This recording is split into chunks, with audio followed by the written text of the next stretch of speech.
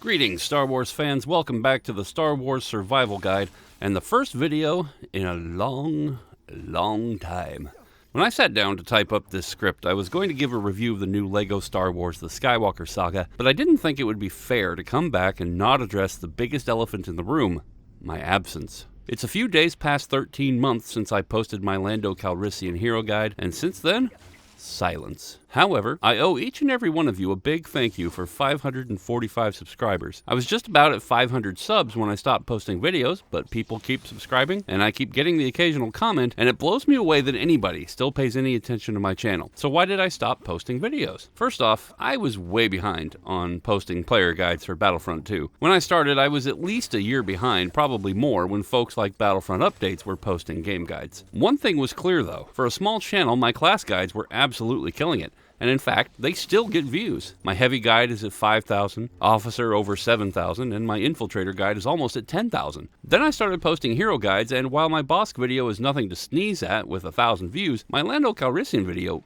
only has 288, and that was some of my best work. But here's the thing, DICE ended new content for Battlefront 2 after only my 5th video. Yeah, I was late to the party and I knew I was late, but there was clearly still demand. Views kept coming. People kept playing, but I knew we were on borrowed time. My biggest spike came when Epic Games had the free promotion for Battlefront 2 in the Epic Store, and then tapered off by the end of March, but gave me enough momentum that I'm still in a better place on daily views than I had been before. But Hero Guide views were dead, and that's really all I had left to do. Also, about this time, other Star Wars Battlefront YouTubers began to report a sharp drop-off in views, and the player count dropped precipitously, and then I got bored.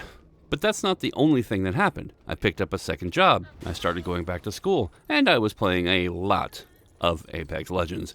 I also had to rearrange some space, and my wife came to work from home, and that meant she was working in the same room as me, and it became really hard to find much in the way of creative margin with everything going on. As it stands now, I'm still really bored with the Star Wars gaming scene. Everyone who is anyone has way more time to knock out a quick Star Wars gaming news video before I have the space to even know what I think about it, because that's their focus, and God bless them. Really, I'm not in the position to be grinding it out on YouTube. Finishing a degree is something I never did and want to do, and I know viewers out there will understand that. I also have a lot of other interests, but YouTube still is a big one. Now, some things have changed recently that make more videos like this one possible. First, I moved departments at my second job, so the hours are better. I have more free time in the evenings to get schoolwork done and more time on the weekends for hobbies. I can't promise every weekend I'll have a video on this channel, but the odds are certainly better. Second, with summer coming up, I'll have some extra time to maybe plan out a few more. Third, 2 of the kids moved out of the house recently and freed up some room that I now have a creative space where I don't have to worry about bothering my wife or being interrupted as much by life going on around me. That said, if I haven't mentioned, I'm still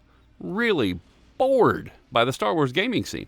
I'm not that impressed with LEGO Star Wars. I could care less about Star Wars Hunters, which, let's be honest, doesn't come close to filling the void left by Battlefront 2. And the last thing we needed was another mobile game with stupid microtransactions, and the rest of the gaming news is mostly speculation on what we might get. There's plenty going on in Star Wars TV, but I'm more interested in just enjoying it rather than engaging in the increasingly toxic community that just can't stand it when you have an opinion. I think after some time has passed, I'll be engaging more in long-form essay content on the movies and shows than gaming guides. If we get a Battlefront 3 or another multiplayer shooter, you can bet I'm going to jump back in with both feet. In the meantime, I do have a video on LEGO Star Wars coming up, and then we'll see what happens. In the meantime, stay subscribed to the channel, and I'll see you back here soon.